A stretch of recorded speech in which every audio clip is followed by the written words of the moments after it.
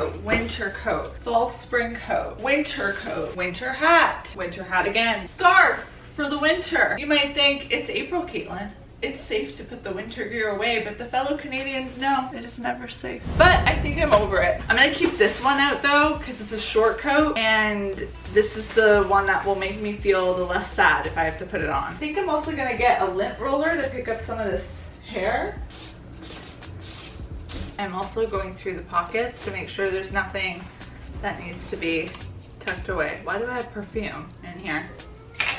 Okay. One thing I will say about the Super Puff is that it lasts a long time. I think I got this 2 years ago or 3, 2 or 3, and it still looks brand new. It's not discolored anywhere. Maybe a little bit at the collar, but I could try washing that. But for the most part, it's looking very nice.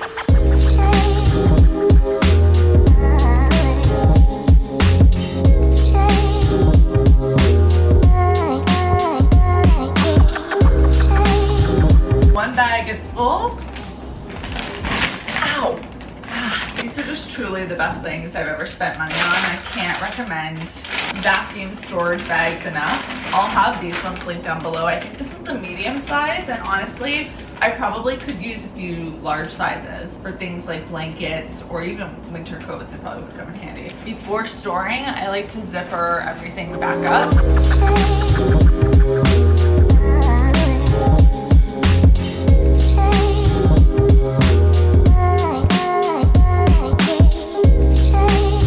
Puffy winter coats, I find, although they seem like difficult to store, they're easier than fabric coats because they condense really well, almost like a sleeping bag. I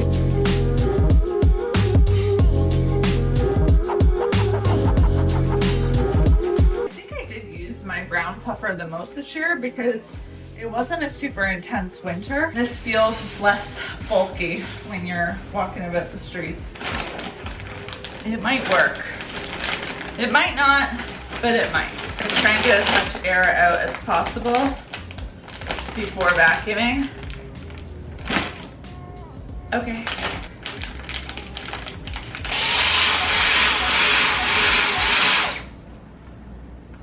Why?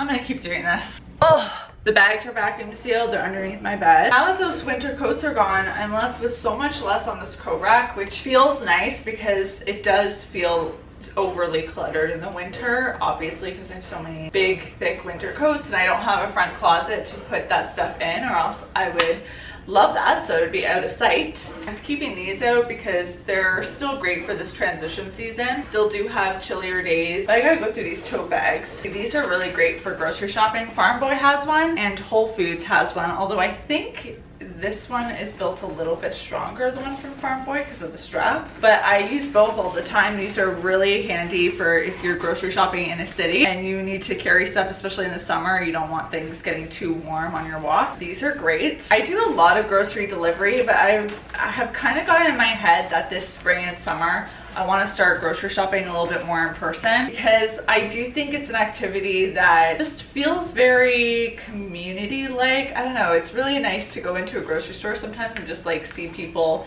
doing their shopping. It can be fun to pick things out. It's just in the winter it's not very fun because walking anywhere in the winter is not usually a blast. I don't know why I have this Trader Joe's bag, because I've never been to Trader Joe's. I feel like I've inherited it from somebody. Those of you in the US, is this still the tote bag from Trader Joe's, or has it been changed in recent years? Look at these cute little bags. I've got a wine bag, and I don't even know what I'd use this one for, but these are great like storage bags inside of tote bags. More tote bags. Oh, this one's actually really cool. This is a traveling picnic blanket made of that material that's really easy to like wipe things off of. So I actually do want to have this ready to go because, again, spring, summer, baby, we need to be able to go to the park. The tote bag situation really can get so out of hand though. I'm like, okay, it's great to have some bags, but then eventually you hit your limit. This is one that's not technically good for grocery shopping because it's not super big. I mean, like, I could probably hold some things, but it's not easy to walk long distances with because it can only go by a handle. But I am gonna keep it this summer only, and I'll see if I use it for going to the park with stuff, or if there's a situation where a friend needs to take some stuff home, I can be like, here, you just inherited a nice cooler bag. I love passing things on to people. I'm like, hey, don't give it back, just keep it. You might think, Caitlin, excessive amount of umbrellas. And to that, you're probably right. But I've got my big one for when I'm walking around the city and it's like for sure a rainy day. No questions asked. It's torrential downpour. This is the one that I take, and I love the fact that it's clear because I can still see through traffic. This is the umbrella I take with me if I'm going anywhere and I'm like, is it gonna rain? Because it's very slim when it's actually closed properly. I did a little bit of an imperfect job, and it weighs nothing. And this is the umbrella that I take with me when it's drizzling out, but it's not enough for me to want a walking stick. But this one's a bit heavier, so I don't want to just take it with me unless I know for sure rain is happening. All my rain needs are covered.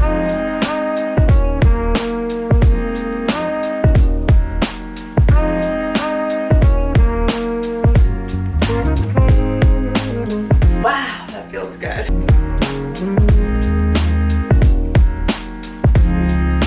Okay. I know it may not look like it, but this is so much less cluttered than before. There's hooks available for guests. These are definitely a little bit bulky, but I'm gonna put them towards the window so that when it's facing the living room, you don't see all of that. I wish I could properly describe how much floor real estate I just inherited from that move. So much less bulky. I love it. Although this needs to be dealt with too at some point, and for another day though. The one task I really do want to do today is to remove these hanging taper lights off of my ceiling, because as much as they are a great cozy fall winter vibe, they are A, out of batteries, and B, I just don't feel like this is the move I want for spring summer. It just adds visual clutter. I want gone, put back in storage for a future me to enjoy. You know how parents will like swap out or rotate toys for kids so that they keep being stimulated by them? I have the same philosophy with decor, things in my home. It's like, if you can rotate things either from room to room or even just taking them out of rotation for a bit and bringing them back,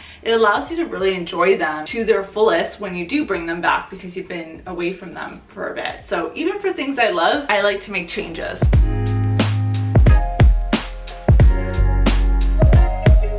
Okay, we got it all. And there are no marks on my ceiling. Bada boom, bada bing, it's all good. So I have to take the fish wire off and the tape, and I want the batteries out as well.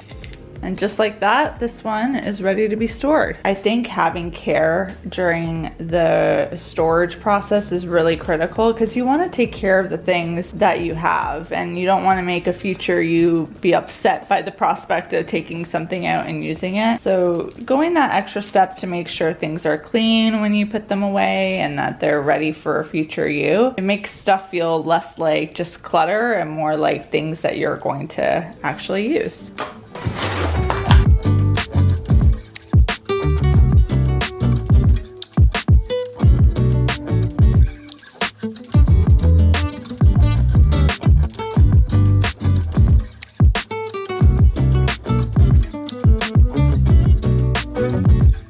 It's too good of a day for me not to be going outside. So I'm just putting on some Merit lip oil. This is in the shade Au Naturel. I know the Sephora sale is going on right now, but I'm really not like needing anything, so I'm not gonna buy into the sale and actually buy things that I don't really need. I think the only thing I'm putting in an order for is some of these nails, because Sephora does sell them and they're a pretty good price. I think it's like $20 for a set, and then you get an additional 20% off during the sale. So that's not bad for like nails I can use for 2 to 3 weeks. And I'm gonna experiment with reusing some sets by getting one of those electric nail filers to get rid of the glue, because they still look in good shape, and I feel like I could get another around at least a week or something with all of the nails I've used previously. But I love this set. This is just so happy and bright without being too in your face. So anyways, I'll link these down below. I'm also trying to get into my audiobook era, because as I go on walks, I want to just kind of use that time sometimes to be present and just really observe, but also to find another way of getting educated. There's a book that I came across when I was at the bookstore this weekend called How to Know a Person by David Brooks. It just seemed like a really great book about building your ability to talk to people, communicate. I talked about that in my Books That Changed My Life video about talking across the divide. That's a book about communication for difficult conversations,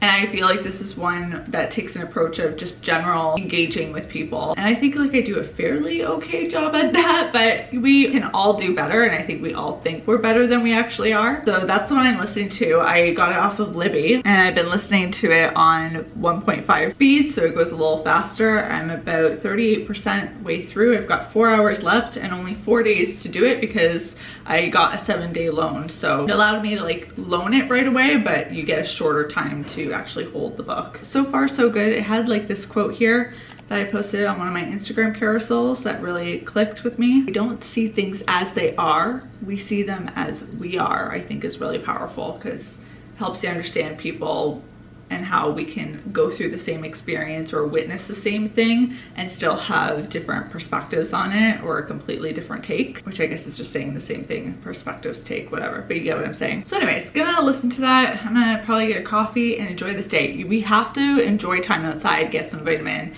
D, and experience the beauty that is being one out in nature.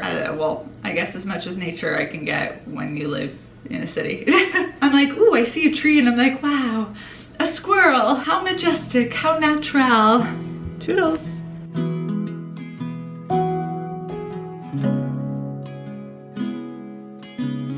I'm back from my walk, and the other thing I want to do is get rid of this humidifier. Not actually get rid of it, but pack it away, because during the summer months I don't need it as much, and as you can see it takes up quite a bit of real estate on my small side table, so I will feel very refreshed having this gone. What I learned this year about my humidifier is that you gotta make sure you clean it before you put it away, or else when you use it again in the winter season months later, it will have like a weird smell. So I want to make sure I especially attack not that, but the bottom area of this humidifier is actually not too bad. I want to like really clean this basin and get in there with my Rubbermaid Reveal. It's like that automatic toothbrush looking thing. That's actually not a toothbrush, it's a cleaning brush. And obviously this is also gonna have to dry quite a bit, probably for a good 24 hours before I store it away too, because I don't want any mildew to build in it.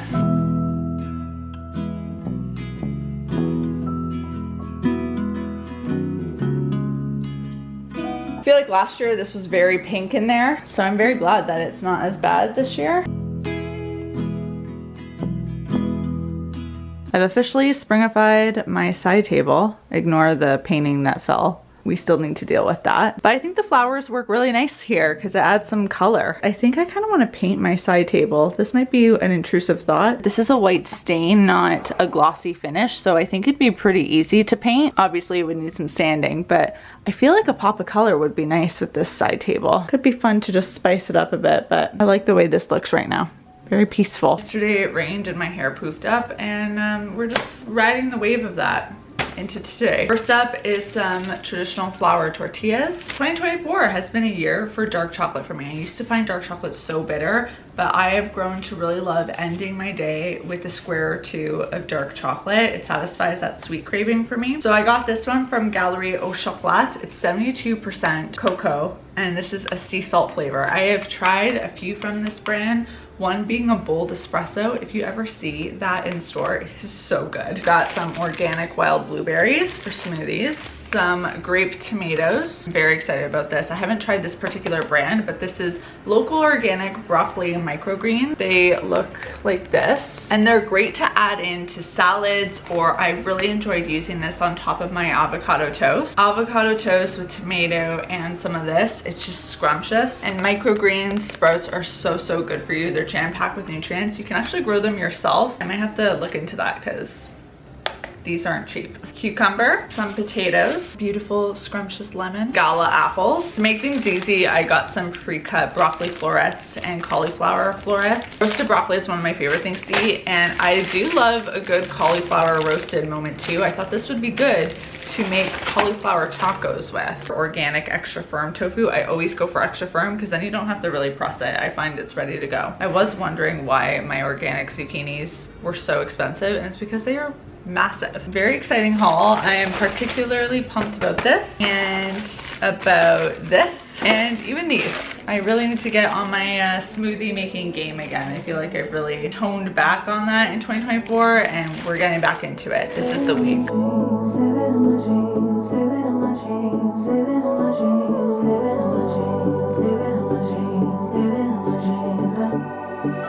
I had a dream last night.